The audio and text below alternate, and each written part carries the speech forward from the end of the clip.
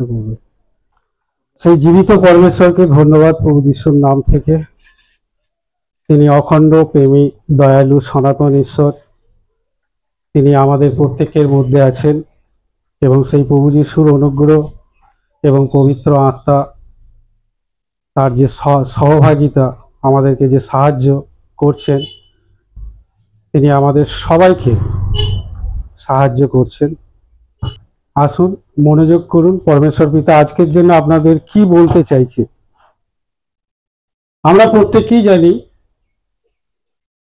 বেশিরভাগ সারা পৃথিবীতে যত মানুষ আছে বেশিরভাগ মানুষই আমরা কম বেশি জানি যে ঈশ্বর আছেন।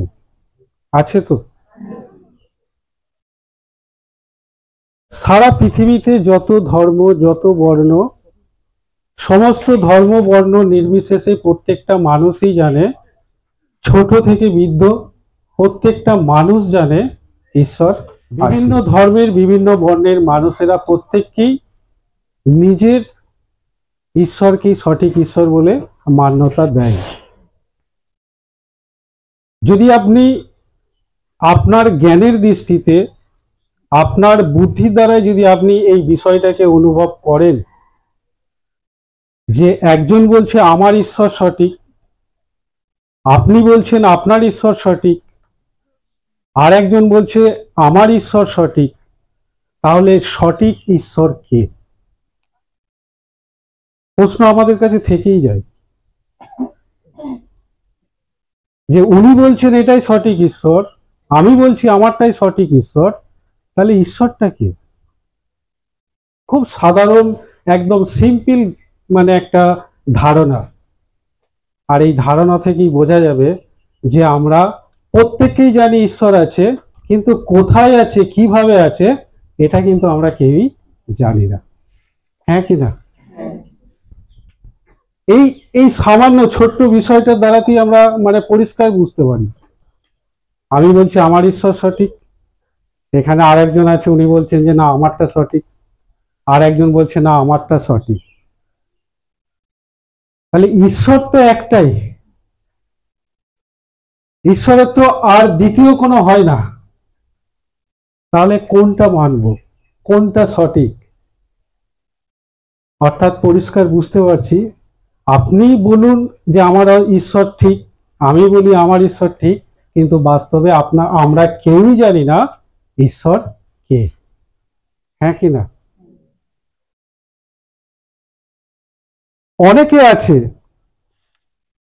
অনেকেই আছে তারা জোর করেই বলে যে না এটাই সঠিক। কিন্তু একটা কথা হচ্ছে, যদি আপনি তাকে না জানেন, আপনি যদি তাকে না চেনেন, তাহলে তাকে ভালোবাসবেন কি করে, তার আরাধনা করবেন কি করে? যেটা একটা হিন্দিতে কথা আছে, বিন জানে পিত না হই। অর্থাৎ যাকে জানি না, যাকে চিনি না, তাকে ভালোবাসবো কি করে? পরমেশ্বর পিতা সেই সর্বশক্তিমান ঈশ্বর বলছে আপনার মধ্য থেকে সমস্ত পাপ, সমস্ত অন্ধকার, সমস্ত রকমের টেনশন এবং সমস্ত রকমের রোগ দূর হয়ে যাবে। আমেন। সেই সর্বশক্তিমান ঈশ্বরের সঙ্গে পরিচিত বা সেই সর্বশক্তিমান ঈশ্বরকে জানার ইচ্ছা আছে না নেই? যদি জানার ইচ্ছা থাকে তাহলে মনোযোগ সহকারে শুনুন এবং সেই ঈশ্বরকে বিশ্বাস করুন। যদি বিশ্বাস করেন তবেই আপনি যে আশাটা নিয়ে এসছেন, যে ইচ্ছাটা নিয়ে এসছেন, সেই আশা বা ইচ্ছাটা পূর্ণ হবে। কেননা মহাভারতের একটা শান্তি পর্বে একটা মানে কথা লেখা আছে যে অসিদ্ধ পরম পাপ, সিদ্ধ পাপ প্রমোচনী। অর্থাৎ অবিশ্বাস আপনার পাপকে দূর করতে পারে না। আপনার মধ্য থেকে পাপকে দূর করতে হলে বিশ্বাস করতে হবে। যদি আপনি বিশ্বাস করেন তবেই আপনি পাপ থেকে মুক্তি পাবেন। যদি আপনি বিশ্বাস করেন তবেই আপনি পাপ থেকে উদ্ধার হতে পারবেন। এটা আমার কথা নয়, এটা মহাভারতের কথা। কেননা আমরা জানি যে তর্কে অনেক দূর যাওয়া যায়, কিন্তু বিশ্বাসে মিলাই বস্তু। তর্ক করলে অনেক কিছু হতে পারে, কিন্তু যদি আপনি বিশ্বাস করেন তাহলে কিন্তু সেই বিশ্বাসের দ্বারাতে আপনি যে কোনো সমস্যার সমাধান পেতে পারেন।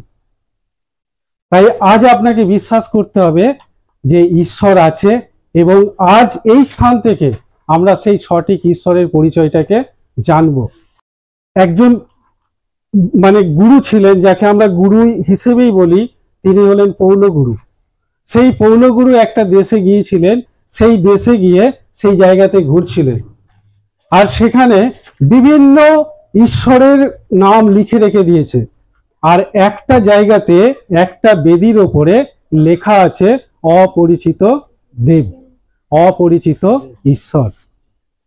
সেই গুরু যখন সেই জায়গাতে গেল, আর সেই জায়গাতে গিয়ে বলছে, আপনারা যে এই জায়গাটাতে লিখে রেখেছেন অপরিচিত ঈশ্বর, এটার সঙ্গে কি আপনারা পরিচয় পেয়েছেন?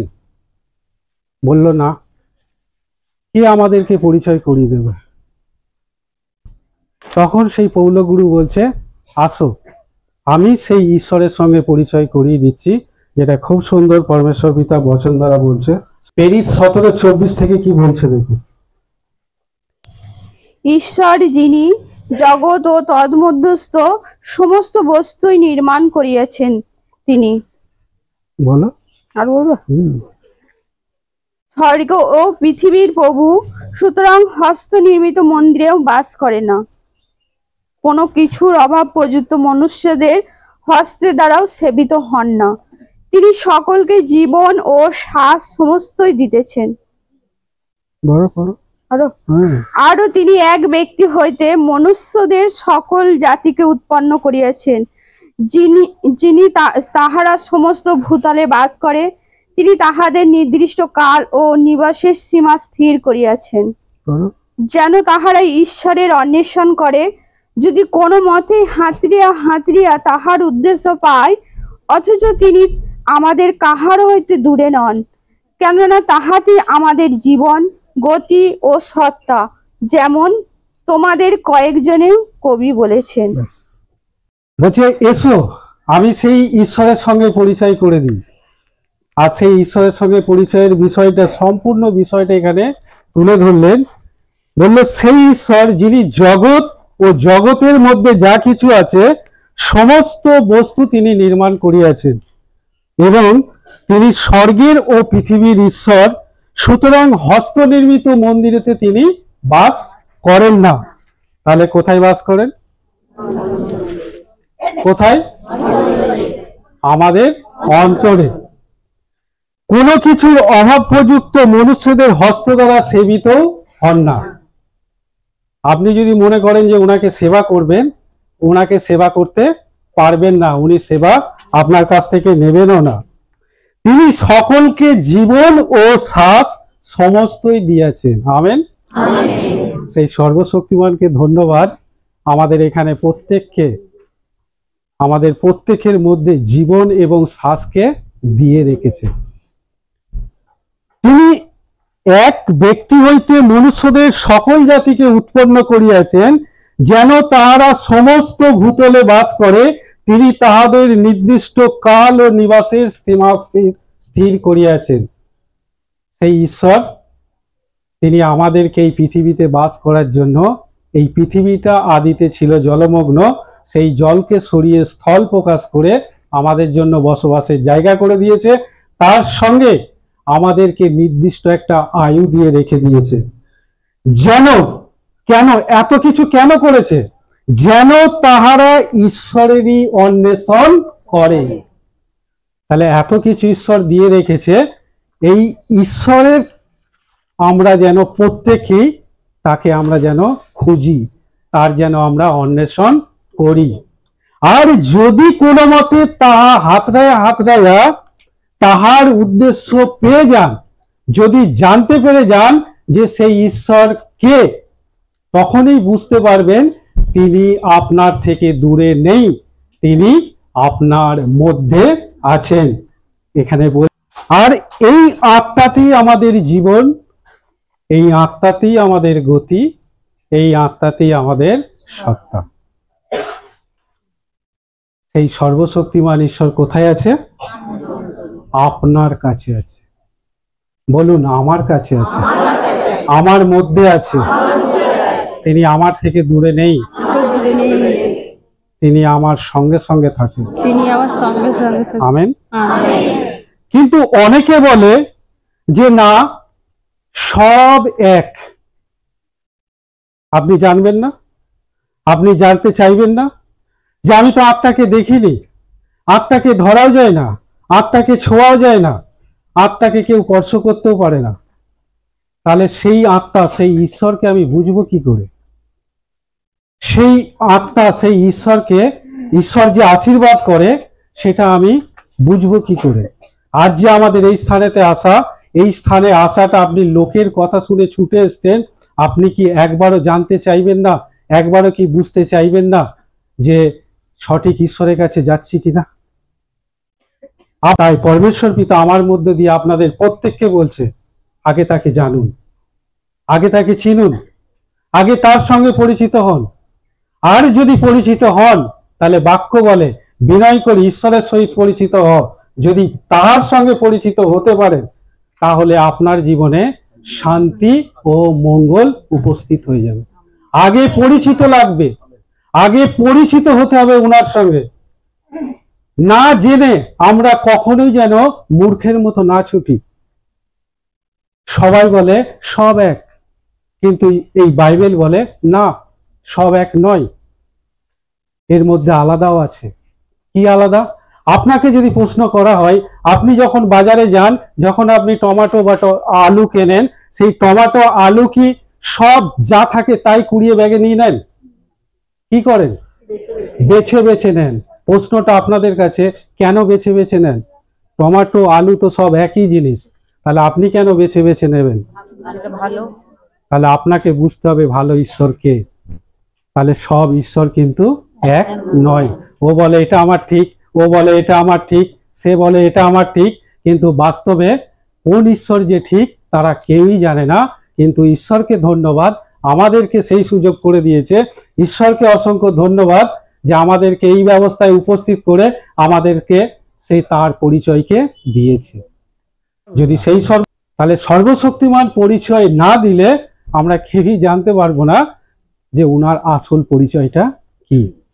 আজকে সেই সর্বশক্তিমান ঈশ্বরের সঙ্গে আমরা পরিচয় হব। কেননা এখানে বলছে যদি আপনি জানতে পারেন সেই ঈশ্বরের বিষয় সম্বন্ধে, তাহলে আপনার উচিত, আমার উচিত সেই ঈশ্বরের অন্বেষণ করা, সেই ঈশ্বরকে, ঈশ্বরের সঙ্গে, ঈশ্বর যা যা বলে তার সঙ্গে থেকে সেই সমস্ত কাজকে করা। আর যদি এটা করতে পারেন, তাহলে আপনি পাবেন এখান থেকে জীবন, এখান থেকেই আপনার গতি হবে, এখান থেকেই আপনি সত্তা পাবেন। কেননা আমরা প্রত্যেককে জানি ঈশ্বর ছাড়া আমাদের গতি নেই। কিন্তু সেই ঈশ্বর কে? এখনই তো বললেন, প্রশ্ন আপনাদের মধ্যে থাকতেই পারে, এখনই তো বললেন যে ঈশ্বর হলো আত্মা, যাকে ধরা যায় না, তাকে ছোঁয়া যায় না, তাকে কাটা যায় না। আসুন সেই ঈশ্বরকে আমরা কিভাবে পেতে পারি সেই বিষয় সম্বন্ধে জানবো। কেননা আমরা অনেক বিষয় থেকে এই ঈশ্বরের সম্বন্ধে জানতে পারি। ভারতীয় দর্শন শাস্ত্রে বলছে শব্দ ব্রহ্ম, শব্দাক্ষ পরম ব্রহ্ম, অর্থাৎ শব্দই হচ্ছে বাক্য আর বাক্যই হচ্ছে ঈশ্বর। আর বাইবেলেও যোহনের 1:1 বলছে বাক্যই ঈশ্বর, ঈশ্বরই বাক্য। উপনিষদে বলে সব ব্রহ্মচারী বস্ত্রসা, অর্থাৎ পরমেশ্বর দেহ ধারণ করবে, অর্থাৎ যে আত্মার কথা বলা হচ্ছে সেই আত্মা দেহ ধারণ করবে। আর বাইবেলও বলে সেই বাক্য একদিন মাংসে রূপ নিল। বুঝতে পারছেন না? পারছেন না? আমি দর্শনের সঙ্গে, ভারতীয় দর্শন শাস্ত্রের সঙ্গে সমস্ত বিষয়কে মিলিয়ে আমি তুলে ধরতে চাইছি যে আসল ঈশ্বর কে, তার সঙ্গে আপনাদের আজকে পরিচিত করতে চাইছি।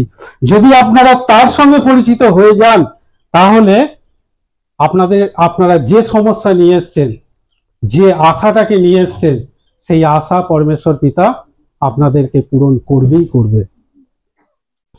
সেই বাক্য বলছে যে বাক্য ঈশ্বর, ঈশ্বরই বাক্য, আর বাক্য এক সময় মানে মাংসের রূপ নেবে, মাংস মানে মনুষ্যের রূপ নেবে, আর সেই মনুষ্য সেই জগৎ সংসারে প্রবেশ করবে, কিন্তু সে পবিত্র থাকবে, সে নিষ্কলঙ্ক থাকবে, যার মধ্যে এতটুকু পাপের চিহ্ন থাকবে না। সেই পবিত্র ঈশ্বর এই পৃথিবীতে আসবে, আসবে নয় এসে গেছেন, এসে গেছে নয় এসে গিয়ে চলে গেছেন। আমরা সেই ঈশ্বরের আজকে খুঁজবো যে কে এলেন, কে চলে গেলেন, সেই বিষয়টা সম্বন্ধে আমরা খুঁজবো। কেননা উপনিষদে বলছে সব ব্রহ্মচারী বস্ত্রসা, অর্থাৎ পরমেশ্বর দেহ ধারণ করবে, আর বাইবেলও বলছে বাক্য মাংসে রূপ নেবে। সেই পবিত্র ঈশ্বর যে এই পৃথিবীতে এসেছিল, সেই বিষয় সম্বন্ধে যদি জানতে হয়, তাহলে আগে আপনাকে বুঝতে হবে, আগে আপনাকে ভাবতে হবে আপনি একজন পাপী ব্যক্তি। Yes no? আগে আপনাকে ভাবতে হবে, যদি সেই ঈশ্বরের পরিচিত পেতে চান, সেই ঈশ্বরকে যদি জানতে চান, তাহলে আগে আপনাকে ভাবতে হবে আমি একজন পাপী ব্যক্তি। কেননা বাইবেল বলে সব ব্যক্তি পাপ করিয়াছে। এখানে পেরিস 17:24 বললেন যে আর তিনি এক ব্যক্তি হইতে মনুষ্যদের মধ্য থেকে সকল জাতিকে উৎপন্ন করেছেন। সেই এক ব্যক্তি কে ছিল? আদম আর হবা। আর আমরা বাইবেল থেকে প্রত্যেকে জানতে পারি সেই আদম আর হবা ঈশ্বরের আজ্ঞাকে না মানার কারণে সে পাপের মধ্যে পড়েছিল। আর তিনি পাপে পড়াতে সমগ্র জাতি, তার থেকে যা বংশ তৈরি হয়েছে, তার থেকে এই পৃথিবীতে যত মানুষ উৎপন্ন হয়েছে, সমস্ত মানুষই কি ছিল? পাপী। কিন্তু অনেকে বলে তোমার বাইবেল বলে, তোমার শাস্ত্র বলে তুমি মানো, কিন্তু আমি মানবো না। কিন্তু পরমেশ্বর পিতা বলছে পাপ করেনি এমন কেউ নেই।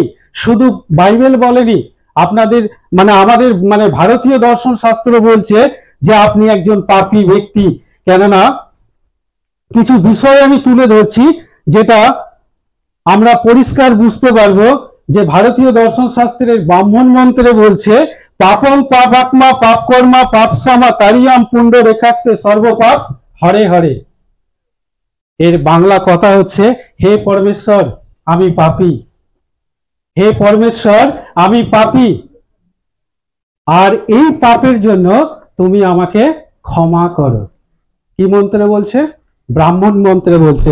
শুধু তাই নয়, আরো বলছে অসত্যমে সদ্গমে তমসগময় জ্যোতির্গময় মৃত্যুমে আমৃত্যুমে, অর্থাৎ অসত্য থেকে, মিথ্যা থেকে আমাকে সত্যতে নিয়ে আসো, অন্ধকার থেকে আমাকে আলোতে নিয়ে আসো, আর মৃত্যু থেকে আমাকে অমরত্বে নিয়ে আসো। কে নিয়ে আসবে? সেই সর্বশক্তিমান পরমেশ্বর। সেই সর্বশক্তিমান পরমেশ্বরের কাছে আমাদের প্রার্থনা, আমাকে অন্ধকার থেকে আলোতে নিয়ে আসো, আমাকে মৃত্যু থেকে সেই অমরত্বে প্রবেশ করা, আমাকে সেই অনন্ত জীবনেতে প্রবেশ করান। ভাগবতে ডুংরি মহারাজ বলছে মন সে বচন সে ও কর্ম সে হর ব্যক্তি পাপী। মন থেকে, বলা থেকে এবং কর্ম থেকে কেউ বলতে পারবে না আমি পাপী নই।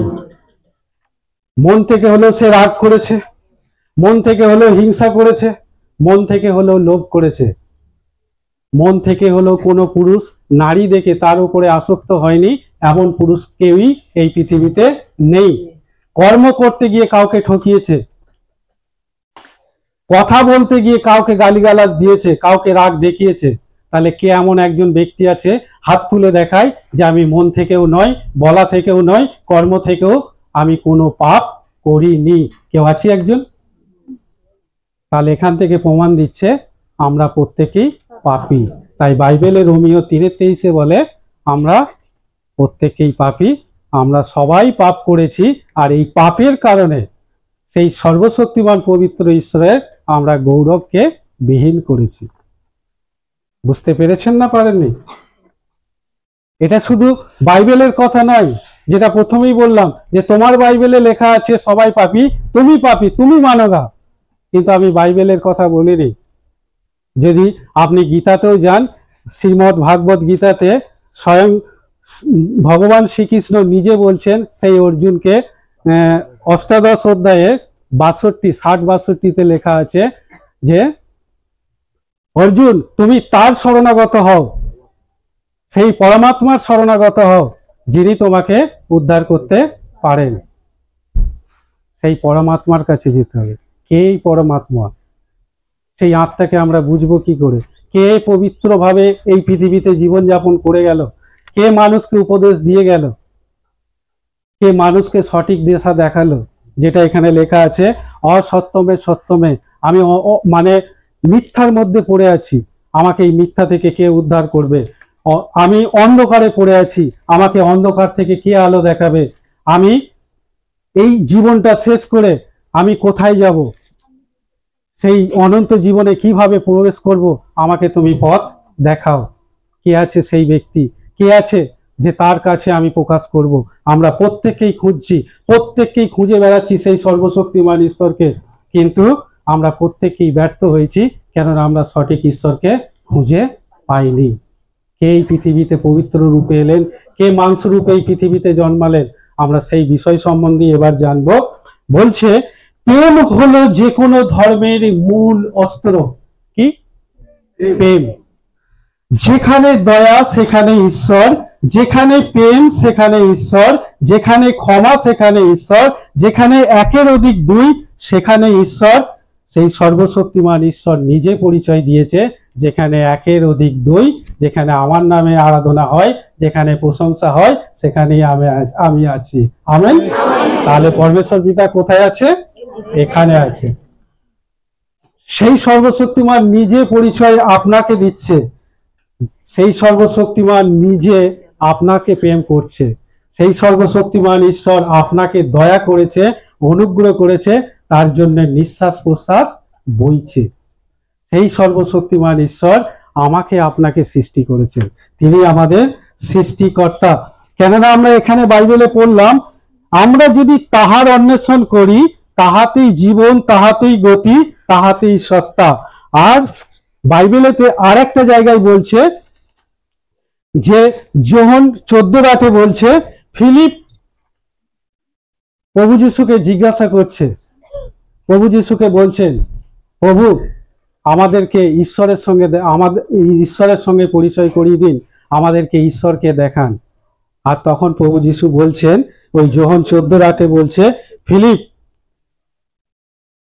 তুমি এতদিন আমার সঙ্গে সাথে আছো, এতদিন আমার কাছে কাছে ঘুরে বেড়াচ্ছ, তবু তুমি আমাকে বুঝতে পারলে না? যে আমাকে দেখেছে সে আমার পিতাকে দেখেছে। একটা উদাহরণ দিলাম। আর এখানে যেটা বলছে, যদি সেই ঈশ্বর, সেই আত্মার যদি অন্বেষণ করে পেয়ে যান, তাতেই জীবন, গতি, সত্তা। আর এখানে বলছে 14:6 বলছে, প্রভু যিশু বলছেন, আমি পথ, আমি সত্য, আমি জীবন। বুঝতে পারছি কে মাংস রূপে এই পৃথিবীতে এলেন। আবার শুধু তাই নয়, কে অন্ধকার থেকে আপনাকে আলোতে, কে আপনাকে দয়া করতে পারে, কার কাছে অনুগ্রহ আছে? বাইবেল বলছে 2 করিন্থীয় 12:9 বলছে, আর তিনি আমাকে বলিয়াছেন, আমার অনুগ্রহ তোমার পক্ষে যথেষ্ট। কে পাপ থেকে মুক্তি দিতে পারে? শ্রীমদ্ ভাগবত গীতায় মুখ্য যোগে 18:62 বলছে, তুমেব শরণম গচ্ছ সর্বভাবেন ভারতম তৎপ্রসাদম পরম শান্তি স্থানম পাশ্বশ্রী শাশ্বতম। যাও অর্জুন, সেই পরমাত্মার কাছে যাও, যে তার শরণ নেয় সে তোমাকে পাপ থেকে মুক্ত করতে পারবে। অর্থাৎ সেই পরমাত্মার কাছে আমাদেরকে যেতে বলছে, যে তোমাকে পাপ থেকে উদ্ধার করতে পারবে। শুধু তাই নয়, মথি 9:2 যিশু তাহাদের বিশ্বাস দেখিয়া সেই পক্ষঘাতীকে বললেন, যাও বৎস, তোমার পাপ ক্ষমা হলো। 4 জন ব্যক্তি একজন ব্যক্তিকে তোল্লা করে তুলে নিয়ে আসছে, কাঁধে করে তুলে নিয়ে আসছে। গুরু যিশুর সামনে দাঁড়াতে না পেরে এত ভিড় প্রযুক্ত থাকাতে তাকে টালির চাল খুলে ওপর থেকে নিচে নামিয়ে দিয়ে তাকে গুরু যিশু বলছে, হে বৎস, যাও, তোমার পাপ ক্ষমা হলো।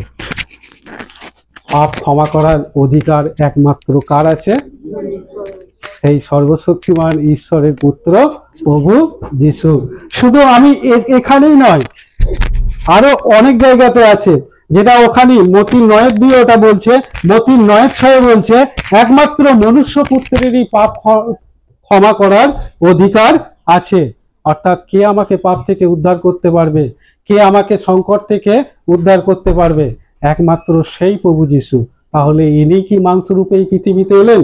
শুধু তাই নয়, সবাই যখন অসহায় দেখে সরিয়ে দিয়েছে, সবাই যখন অসুস্থ দেখে পাশ কাটিয়ে রাস্তা দিয়ে চলে গেছে, তখন তিনি প্রেমের দ্বারাই আপন করে নিয়েছে। কেননা আমরা দেখেছি যে একজন ব্যক্তির যদি কুষ্ঠ হয়, তাহলে সেই ব্যক্তির সঙ্গে কে তার স্পর্শতে যাবে? তার কাছাকাছি কে যাবে? কেউ আছি? একজন ব্যক্তির যদি কুষ্ঠ হয়, তাকে কি করে সমাজ? আলাদা করে দেয়। তার জল থেকে, তার খাওয়া থেকে সমস্ত কিছুই তাকে কি করে দেয়? একঘরে করে দেয়। তার সঙ্গে মিশতেই চায় না। কেন মিশতে চায় না? যদি ওই রোগ যদি আমাদের মধ্যে প্রবেশ করে, অর্থাৎ এখনো মানুষের মধ্যে ধারণা আছে যে কুষ্ঠ হলো ছোঁয়াচে রোগ। সেই সময়ে কুষ্ঠ দিনের আলোতে বেরোতে পারতো না, রাতের অন্ধকারে বেরোতো, এক জায়গা থেকে আরেক জায়গায় গিয়ে তার প্রয়োজনকে মেটাতো। একদিন গুরু যিশুর সামনে সেই কুষ্ঠ এসে উপস্থিত হলো, আর গিয়ে তার পায়ে ধরে বলছে, প্রভু আপনি দয়া করুন, আমাকে শুচি করুন। সারা পৃথিবীর মানুষ সরিয়ে দিয়েছে, তাকে একঘরে করে দিয়েছে, কিন্তু প্রভু যিশু তাকে স্পর্শ করে বলছে, যাও, আমার ইচ্ছা তুমি শুচিকৃত হও। আমেন। আর সঙ্গে সঙ্গে সেই ব্যক্তি শুচিকৃত হয়েছে। শুধু তাই নয়, একজন আমরা বাইবেল থেকে দেখতে পাই, একজন লেডির কথা জানতে পারি, যে লেডি নিজের দেহ বিক্রি করত, স্বভাবে নয় অভাবে করত। সে নিজের দেহ বিক্রি করত, সারা দেশের মানুষ তার কাছে আসতো, তাকে সবাই ব্যবহার করত, ব্যবহার করার পর তাকে ছেড়ে দিত। কিন্তু ভাগ্যচক্রে একদিন প্রভু যিশুর সঙ্গে দেখা হয়ে গেছে, আর সেই দিনেই প্রভু যিশু তাকে আপন করেছে, তাকে ভালোবেসেছে, প্রভু যিশু তাকে দয়া করেছে, প্রভু যিশু তাকে ক্ষমা করেছে, তার সমস্ত পাপকে ক্ষমা করে তাকে অনুগ্রহ দিয়েছে। সেই যে প্রেম করেছিল, সেটা দেখেই বোঝা যায় যে সমস্ত মানুষ তাকে ছেড়ে দিয়েছে, কিন্তু প্রভু যিশু কি করেছে? আপন করে নিয়েছে। কেননা এই কথাটা হচ্ছে, যেখানেই দয়া সেখানেই ঈশ্বর, যেখানেই ক্ষমা সেখানেই ঈশ্বর, যেখানেই প্রেম সেখানেই ঈশ্বর। আর প্রভু যিশু সেই জায়গাতেই ছিলেন। অর্থাৎ তাহলে কি বোঝা যাচ্ছে যে প্রভু যিশু সেই মাংসরূপে এই পৃথিবীতে এসেছিলেন? হ্যাঁ কি না? একটু বলবেন, নাহলে তো আবার অসুবিধা হয়ে যাবে। বলছে আপনার রোগ দেখে সবাই যখন বলছে সুস্থ হবে না, বাঁচবে না, কিন্তু প্রভু যিশু বলছেন, ওঠ, চল, তোর খাট তোল। আর সঙ্গে সঙ্গে সে খাট তুলে চলতে শুরু করে দিয়েছে। সবাই যখন বলছে আপনার কন্যাটা মরে গেছে, প্রভু যিশুকে ডাকার দরকার নেই, কিন্তু প্রভু যিশু বলছে চুপ করো, যদি বিশ্বাস করো তাহলে সবই সম্ভব। বালিকা মরেনি, সে ঘুমায় আছে। আর সে গেল, তাকে হাত ধরলো আর বলল ওঠ, সঙ্গে সঙ্গে উঠে গেল। আমেন। তাহলে বুঝতে পারছেন তার কথার কত তাৎপর্য আছে, বুঝতে পারছেন তার বাক্যের কত গুরুত্ব আছে, তার বাক্যের কত দাম আছে। শুধু এই জায়গাতে নয়, বাইবেলে এরকম অনেক কিছু বিষয় দৃষ্টান্ত পড়ে আছে, যেখানে বলার সঙ্গে সঙ্গে সেই কাজটা হয়ে গেছে। কোনো দেরি নয়, কোনো সেকেন্ড নয়, কোনো কাজ আছে বলে কোনো অজুহাত নয়, মুহূর্তের মধ্যে সেই কাজ সম্পন্ন হয়ে গেছে। আজ এই জায়গায় আমিও আসতাম না যদি কথার সঙ্গে তার কাজের মিল না থাকতো। আজ বিশ্বাস করেছি, জানতে পেরেছি, বুঝতে পেরেছি, উনি যখন বলেছেন 38 বছরের রোগীকে যে তুমি কি সুস্থ হতে চাও, সে উত্তর দিচ্ছে, প্রভু আমি যে জলে নামবো, যে ব্যবস্থা রাখা আছে সেই ব্যবস্থাতে জলে নামার মতন ক্ষমতা আমার নেই, আমাকে কেউ যদি নামিয়ে না দেয় আমি নামবো কি করে? তখন বলছে আর তোমাকে জলে নামতে হবে না, ওঠ, চল, তোর খাট তোল। সঙ্গে সঙ্গে সে খাট তুলে ফেললো। যে চারজনের মিলে একজন ব্যক্তিকে পক্ষাঘাতীকে নিয়ে এলো, টালির চাল খুলে নামিয়ে দিল, আর তাকে সঙ্গে সঙ্গে বলে দিল, বৎস যাও, তোমার পাপ ক্ষমা হলো। বলার সঙ্গে সঙ্গে সে যে পক্ষাঘাতী ছিল, সেই পক্ষাঘাতী ঠিক হয়ে গেল। যদি কথার সঙ্গে বাক্যের কথার সঙ্গে যদি কাজের যদি মিল না থাকতো, তাহলে আমিও এই জায়গাতে থাকতাম না। বুঝতে পেরেছেন? তাহলে স্বর্গ থেকে কে মাংস রূপে এই পৃথিবীতে এলেন? সবাই বলছে ফেলো তেল মাখাও করি, কিন্তু প্রভু যিশু বলছেন বিনামূল্যে পাইয়াছ, বিনামূল্যে দান করো। সবাই বলছে আমি এই জায়গা থেকে আরেক জায়গায় যাব কি করে, আমার দুটো চারটে লেটেল লাগবে, আমার গাড়ি লাগবে, আমার অ্যান্ড্রয়েড সেট লাগবে, আমার বিলাসবহুল অট্টালিকা লাগবে, আমার পোশাক আশাক লাগবে। কিন্তু প্রভু যিশু বলছে আকাশের পাখিদের বাসা আছে, শিয়ালের গর্ত আছে মাথা গোঁজার, কিন্তু এই মনুষ্য পুত্রের থাকার জায়গা নেই। কে সৎভাবে জীবনযাপন করেছে, কে পবিত্রতার সঙ্গে জীবনযাপন করেছে, সবাই তাকে দোষ দিয়েছে, সবাই তাকে গালিগালাজ করেছে, সবাই তাকে ঠাট্টা করেছে, কত নিন্দা কত তাড়না করেছে। কিন্তু প্রভু যিশু বলছে এক গালে যখন চর মারলে আর একটা গাল যে বাকি আছে এই গালটাও মেরে নাও। যদি আমি ভালো কাজ করি তাহলে চুপ থাকো, আর যদি আমি খারাপ কাজ করি তাহলে সকলকে বলে বেড়াও। কে আছি এই পৃথিবীতে? কোন ব্যক্তি আছি? যে ব্যক্তি নিজেকে দেখায় আমি গুরু, যে ব্যক্তি নিজেকে দেখায় আমার এত শিষ্য আছে, আমি আপনার কাছে প্রশ্ন করব, সে কি কোনো মন থেকে, বলা থেকে, কর্ম থেকে কি সে পাপ করেনি? তাহলে একজন পাপী কি করে আর একজন পাপীকে উদ্ধারের রাস্তা দেখাতে পারে? একজন অন্ধ কি করে আর একজনকে রাস্তা ধরে হাঁটাতে পারে?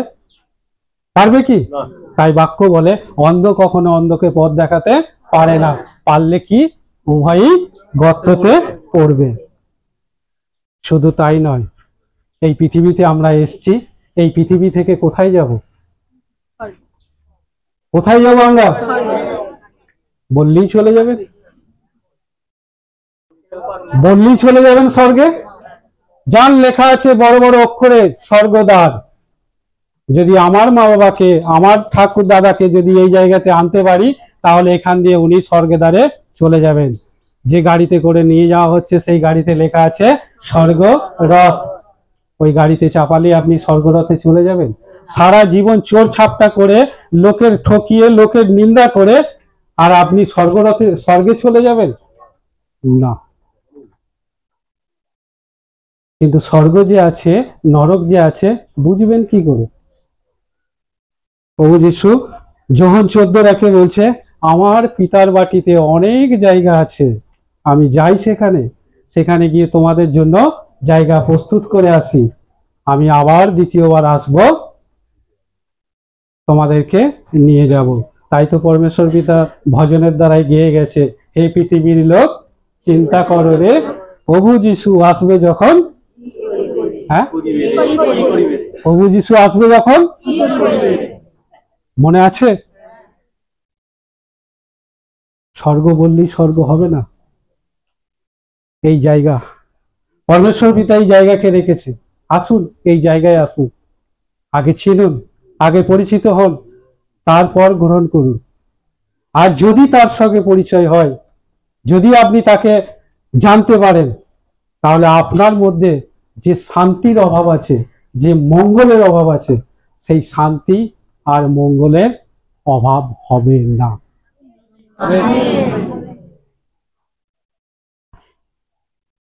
মানুষ সবাই পাপ করেছে, আর পাপ মেটাতে গরু ছাগল হেন তেন অনেক কিছু আছে, তার রক্ত দিয়ে সেই পাপের প্রায়শ্চিত্ত করছে। কিন্তু স্বয়ং পরমেশ্বর বলছে না, মানুষ পাপ করেছে, মানুষের রক্ত লাগবে। কে দেবে রক্ত? কে দেবে তার জীবন? কে আছে? আমায় যদি বলে আমি আগে বাড়ি পালাবো, যদি আপনাকে বলে আপনি আগে বাড়ি পালাবেন। স্বয়ং পরমেশ্বর নিজে স্বর্গ ছেড়ে এই পৃথিবীতে এলেন, মানুষ রূপে এই পৃথিবীতে এলেন। মানুষ পাপ করেছে, তার সন্তানরা পাপ করেছে, সেই সন্তানের প্রায়শ্চিত্ত সেই পরমেশ্বর নিজেই করেছেন।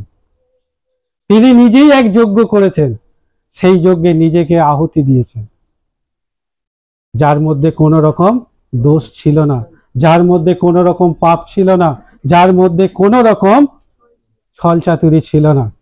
কেননা সেই প্রভু যিশুর দুপাশে দুজনকে কুঁচে দিয়েছে, দুজনেই ছিল ডাকাত। একজন বলছে তুমি যদি সত্য ঈশ্বরের পুত্র হও তাহলে ক্রুশ থেকে নেমে দেখাও, আর একজন বলছে কেন ওনাকে বলছিস, উনার মধ্যে পাপ নেই, উনার মধ্যে ছল নেই, চাতুরি নেই, তবুও আমাদের জন্য কুশেতে গেছে। আর সেই ব্যক্তি সেই প্রভু যিশুর কাছে আবদার করছে, প্রভু আপনি যেখানে যাবেন সেখানে আমাকে নিয়ে যাবেন। আর তিনি সঙ্গে সঙ্গে বললেন যে আজই তুমি আমার সঙ্গে সেই দেশেতে প্রবেশ করলেন। একমাত্র নিষ্কলঙ্ক, পবিত্র, দয়াকারী, অনুগ্রহী, প্রদানকারী, উদ্ধারকর্তা, প্রেমময় এবং ত্রাণকর্তা, সেই একটাই নাম, সেই নাম হলো কি নাম? একটাই নাম, কি নাম? সবাই তো জানছে না, সবাই হয়তো এখনো বুঝতে পারেনি। বুঝতে অসুবিধা হয়েছে? যদি বুঝতে অসুবিধা হয় বলুন, আবার একবার রিপিট করব। বুঝতে অসুবিধা হয়েছে? বলছে এতক্ষণ যা কিছু পরমেশ্বর পিতা আপনাদের কাছে দিল, সেই হিসেবে পবিত্র, নিষ্কলঙ্ক, দয়াকারী, অনুগ্রহ প্রদানকারী, উদ্ধারকর্তা, প্রেমময় একটাই নাম, একটাই নাম, যেটা ফিলিপিও 2:6-11 বলছে ঈশ্বরের সর্ববিশিষ্ট থাকিতে তিনি ঈশ্বরের সহিত সমান থাকা ধরিয়া লইবার বিষয় জ্ঞান করিলেন না, কিন্তু আপনাকে শূন্য করিলেন, দাসের রূপ ধারণ করিলেন, মনুষ্যদের সাদৃশ্যে জন্মিলেন এবং আকারে প্রকারে মনুষ্যবৎ প্রত্যক্ষ হইয়া আপনাকে অবনত করিলেন, মৃত্যু পর্যন্ত, এমনকি ক্রুশীয় মৃত্যু পর্যন্ত আজ্ঞাবহ হইলেন। এই কারণে ঈশ্বর তাহাকে অতিশয় উচ্চ পদান্বিত করলেন এবং তাহাকে সেই নাম দান করিলেন যাহা সমুদয় নাম অপেক্ষা শ্রেষ্ঠ নাম, সেই নাম যিশু নাম। কে করেছে? না, অরবিন্দদা করে গেছে। এই নামটা কোনো মানুষের দেয়া নয়। এই যিশুর নামটা তার মাতা মরিয়ম, তার পিতা যোসেফ ছিল, তাদের দেওয়া নাম নয়। এই নামটা স্বর্গ থেকে দেওয়া হয়েছে। কেন দেওয়া হয়েছে? তিনি স্বয়ং এই পৃথিবীতে মানুষ রূপে এই পৃথিবীতে এসে নিজের জীবনকে এমন মৃত্যু থেকে এমনকি ক্রুশীয় মৃত্যু পর্যন্ত আজ্ঞাবহ হয়েছে, কোনো কথার অমান্য করেনি। এই জন্য তাহাকে কোথায় রেখেছে? উঁচুতে রেখেছে। এই জন্য তাহাকে সমস্ত নাম অপেক্ষা শ্রেষ্ঠ নাম দিয়েছে। কেন? বলছে যিশুর নামে যেন স্বর্গ, মর্ত্য, পাতাল সমুদয় জিহ্বা যেন স্বীকার করে। কি? স্বর্গ, মর্ত্য, পাতাল। এই স্বর্গ, মর্ত্য, পাতালে যত মানুষ আছে, সমুদয় মানুষ যেন জিহ্বা দ্বারা স্বীকার করে যে যীশু খ্রিস্টই প্রভু, যীশু খ্রিস্টই প্রভু। আমাদের প্রত্যেকের উচিত সেই কথাটা স্বীকার করা। এক বাক্যে সবাই বলুন, যীশু খ্রিস্টই প্রভু।